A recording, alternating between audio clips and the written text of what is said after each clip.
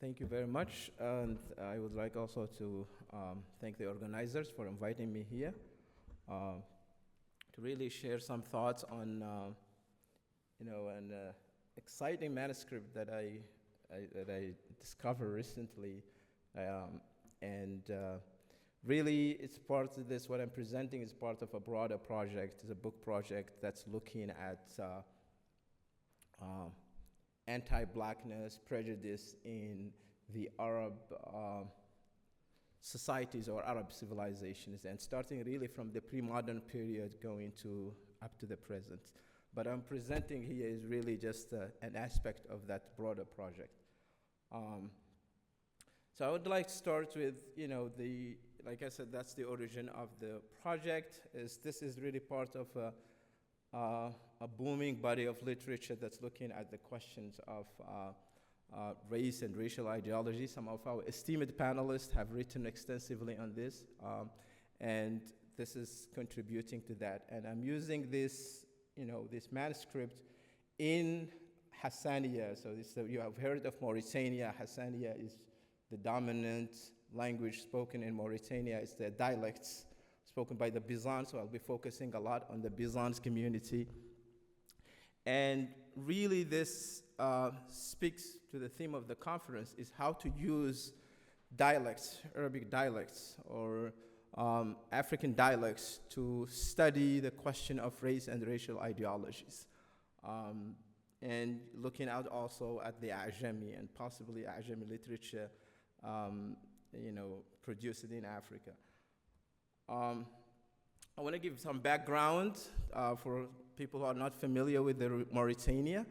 And really this is geographically looking at the Senegalo-Mauritania zone, what David Robinson calls the Senegalo-Mauritanian zone. And this is really a very dynamic space. That's the area that you see there, kind of dark or gray, is the area that the Senegalo-Mauritanian zone, and this is in pre-colonial Mauritania. Until even the colonial period is really dynamic in terms of exchange of commerce, commodities, people, ideas moving across, this whole region. In terms of the chronology, this manuscript that I'm looking at, looks really at its 18th century, and the people the major figures, really it's a kind between 1820 and 1870. That's kind of the period that the manuscript deals with. The major question is how Byzants, these Byzants who define themselves as white, it's a mix of Arab and Amazigh. Amazigh is the word for, the problematic word or construct that most people use, which is Berber. But these are people who refer to themselves as Amazigh, so I think should be the right term that we use, have produced this narrative of cultural superiority over both Africans and Europeans, right? That's what this text gives us, right? How they made sense of their blackness and whiteness, but also this manuscript drives like this, their views were very ambivalent. The author of this manuscript gives us they provide some positive attributes of these different groups, but also negative attributes. And especially what's really I add to this conversation is the perceptions of white men among Africans, especially the capacity of Africans, and here in this case, Arabs. The Byzant, which I define them as Africans, cast a kind of a curious eye towards the Europeans, and we have the tendency to look at how the European define the others, but this is, in this case, is, this Byzant, the colonized, the dominated groups are producing also a narrative about their understanding of others, in this case, Black Africans, but also Europeans. Some of the key concepts that I use here is this concept of cultural system, religion as a cultural system. And this is to understand what this is author trying to get at, is to understand the importance and the significance of religion for Muslims. And religion really permeates everything in terms of their thinkings, in terms of how they see the world, how they see others, and how they define others. The term infidels comes a lot. and pagans. That's because of this idea of Islam as a superior religion, and that also gives them a kind of racial value. This is a term that Eddie Glaude and African-American scholars define. That's this idea of value gap, that America, the United States, is organized and predicated on the idea of the value gap, that white people are valued more than the other groups. We could also see similar dynamics here in the Byzantines because of Islam, because of their, and this is why the lineage becomes really important. This idea of tracing one's lineage to the prophet, or is because that gives them a value gap, not only vis-a-vis the other Muslims, but also vis-a-vis the non-Muslims, right? And we see this, we already, heard in presentations that the Songhai is a Muslim's polity. But in my view, what gives Al-Mansur that kind of sense of superiority is this idea of the value gap, that he sees himself as, a religious, as tracing himself to the prophets. That's what gives him, that. And then this concept of al-istifraq, which is, these Bahrain scholars, in a fascinating study that that he did, is this concept of istifraq, which is similar to the idea of Orientalism. So it's analogous that how Arab societies, Arab intellectuals have produced a discourse in, similar to the Orientalism discourse, Edward Said's concept, is how they perceive it and imagined the others, in this case, Black Africans and people who are racialized as blacks. And then the last concept is the idea of al-hawiyya tarida wal-mutarida, right? This is very interesting. What I mean by that is this idea of the discourse of belonging and otherness, discourse of exclusion and inclusion.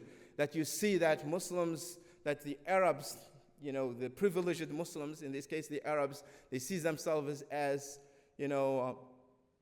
as a privileged group, and see other Muslims, at times they are excluding other groups. They are accepting them, at times they are pushing them. And this, you see it across Islamic history. You see this idea of, exclusion and inclusion, otherness and belonging. And some other scholars have talked about this. Okay, some of the groups that I'll be talking about is the Arab Berbers, which are defined as, the Byzantines. As I said, they define themselves as white. And then among these Byzantine groups, you have the highest status, who are the Hassan. These are those who are descended from Arabs. And then you have the Zawaya. These are the from the Amazigh. These are the clerical groups. Then you have the lowest status within that group. There are many groups, that are defined as low-born and lowest status groups.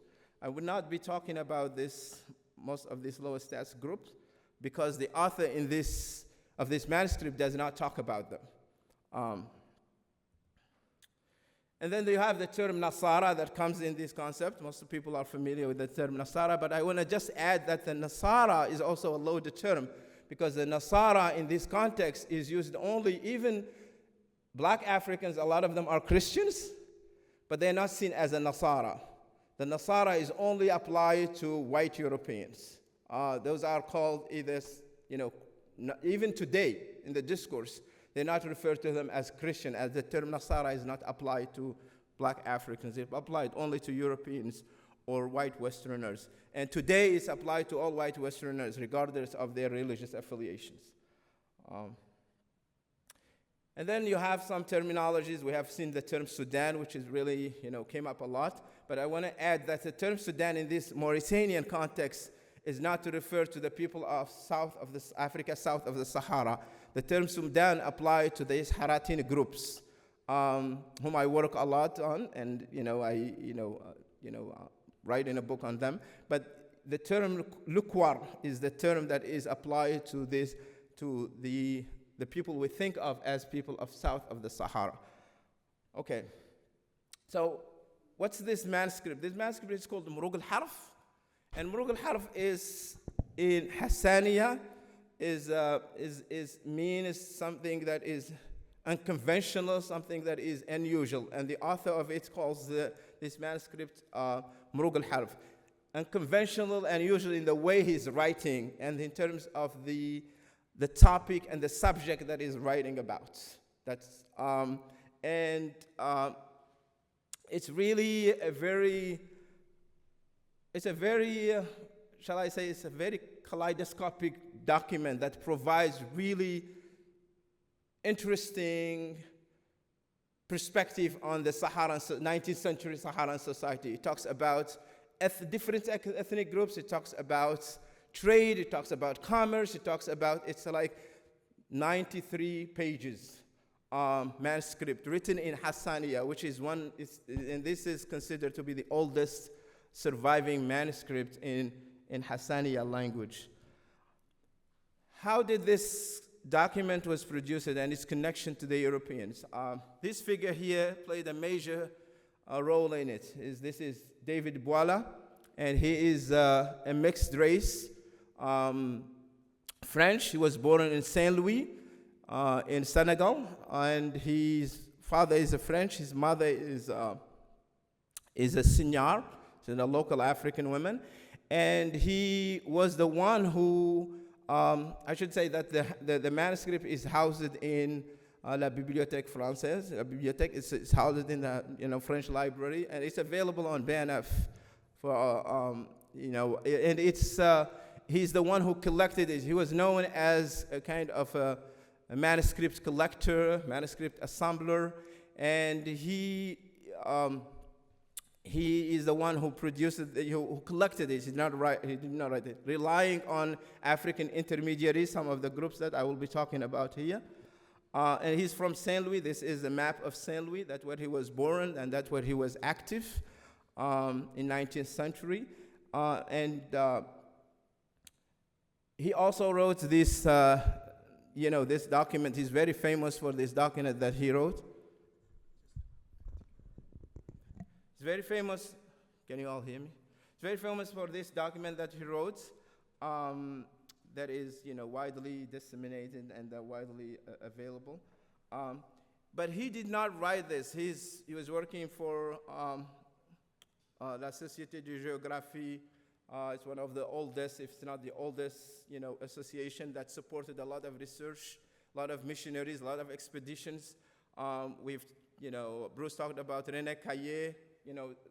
That society is the one that supported him. So he's the one who's being supported to provide this document. And in a sense, this is part of the French kind of French vision of colonizing the region, is collecting as much information about these different ethnic groups, not necessarily in the interest of studying about this community, but in figuring out a way to colonize and subjugate the local population, understanding their language and their local practices. He was very instrumental, and he was relying on local figures, like this figure that you see here, who's also who's from the Fulfulde ethnic groups, and he's the one who relied on him to help him with collecting these documents. This is another figure that is mentioned also in the document, on the manuscript. So both these figures were his connections with the author, who is from Mauritania, who is a Byzantine scholar. So who's the author of this text? We actually don't know the author of this text. We can just guess that he is a 19th century Saharan scholar from the Zawaya community, based on the language, based on the document that he wrote. So this is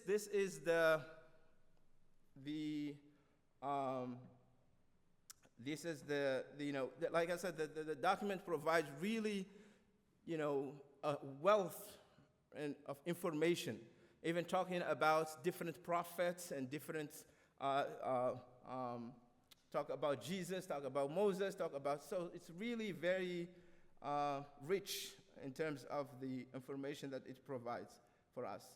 So this is, gives you a hint of where the document is and how I found it, and how David Boila is the one who collected it, and he passed it on to the Baron Roger, who was also the governor of Senegal, and who was very much invested also in this project of collecting information about local groups in Senegal, but also in the broader region. And this is just, this is the first, the first page of the manuscripts. And here is what concerns us, what is really relevant to our, topic today this is Awlad Awsaf Awlad Adam. This is the author's his own classifications of humans, right? And he calls them Awlad, أولا, the first, Awsaf, هذا زاد أولاد Adam. This is the children of Adam, and his own classification of humans according to his own understanding, of his own vision and culture. And he starts with actually talking about the Arabs. And here, the Arabs, he's talking about the group that Bani Hassan, that he starts talking about. I'm not going to focus on that today. I'm happy to talk about that in the Q&A. But this is the Bab of Awsaf al-Nasara. So this is the section where he talks about the Nasara. He talks of meaning here. And the Nasara, he divides them here into, the Nasara, they're referring to the European, the French, the European. He's basically talking about the French because that's what he's interacting with here. And then another group of Nasara, he's referring to the people like David Boileau, right? These are the mixed children in Saint Louis and in Gorée, who are descendants of French fathers and African mothers, local law. He is a Senegalese woman. This provides really positive attributes to the Nasara, and here he's talking about, giving some base usually on his understanding. You could see the language is very much based on how Muslims, defines what is a, purity and what is, holiness from an Islamic perspective, right? These people, he defines them as people who are very generous, very wealthy, and here he used the term fat, and fat here means higher status. He's in the Hassaniyas using the word smeen. Smeen means fat, but the fat here means somebody who has a higher status, not the way we understand it today as meaning something that is derogatory and pejorative. But he used the word musta'rib here. He said, he looks like the Bizan, and musta'rab. Musta'rab means this is very familiar also, people who work on this, East Africa and the Swahili, the word musta'rab means becoming civilized. So to become civilized, even you have to act like the Bilan, and you have to look like the Bilan, to appropriate Bilan's culture. Otherwise, the person is not civilized. But these groups here, they are civilized because they're acting like the Bilan, and they are similar to the Bilan. Now he goes on a babun with them, and he used the diminutive term here, Sayrani, which means the little Nasrani. So you could see him moving, that's talking about, and here he's referring to the French, the Europeans. That's talking about them, and he's talking about they drink wine, and that's from a Muslim perspective. That's really considered to be really not pure, not holy. Muslims who engage in that, but people who engage in those they say they don't believe in God, they don't believe in Prophet Muhammad, and then he goes on to describe them like people who looks like donkeys, and then he goes on, and this person is cursed, deplorable, and then he starts to say that they look like gorilla, their mouth looks like a chimpanzee, they're very stingy and ill-mannered, and you can see he goes on, he has several pages of the document that goes on describing, this.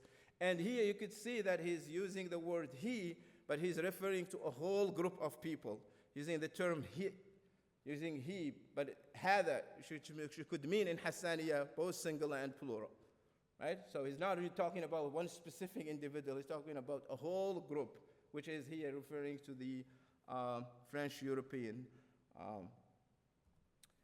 Then he goes on with these negatives, that somebody who's, is a French, those are the French that are not Muslims, they don't like Muslims, they didn't go along with the Byzantines, and he goes on with his negative attributes.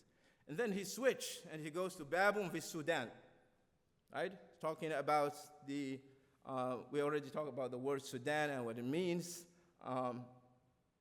And then he says, Kori, And that's the term that is used in Mauritania, not,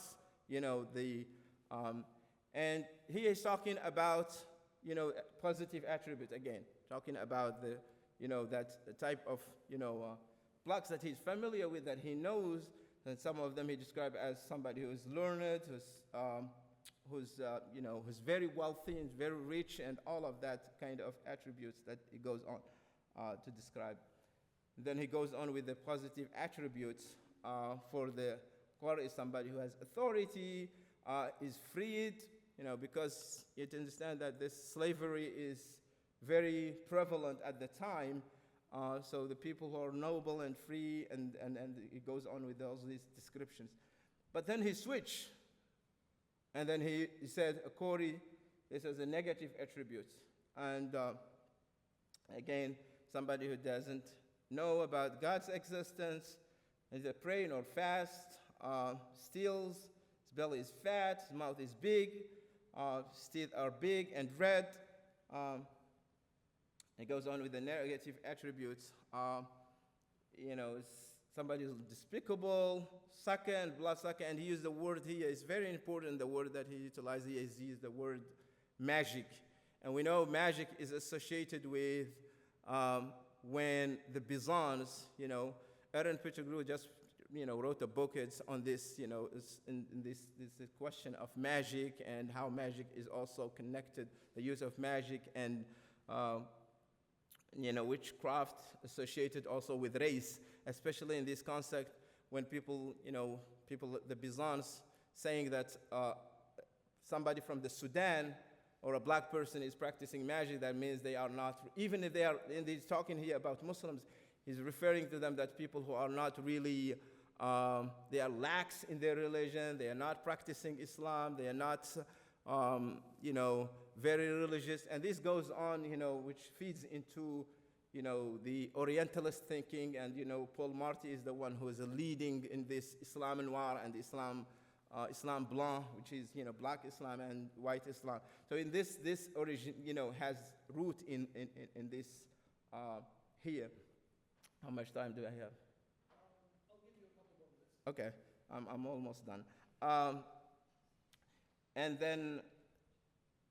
And this is, I'm almost done. This is the end of the book, the manuscript. And, so he's saying over Kitab al-Harf, Murug al-Harf. And like I said, this is, a manuscript that is not really widely known in Mauritania. People are not aware of it because most people that not, have not heard of this manuscript and they don't know it. And I think that's also part of, of the author was very, very deliberate to write this manuscript in this way and title it Murug al-Harf, writing in a language that a lot of people, even the Hassaniya that he's using, is very difficult for me to understand. A lot of it, I still grappling with it to understand it, the language that he's writing in it. But also the topic that he's dealing with. It's like he's not trying to address this to his audience is not Mauritanian. His audience is someone else, writing it for someone else. So it's really, a manuscript that provides really interesting perspective if we use it to understand, give us some perspective on understanding racial categories, understanding question of blackness, and also the intersections of religion and race and power and authority in 19th century Sahara. So with that, I will stop here, I think, and I'll stop here.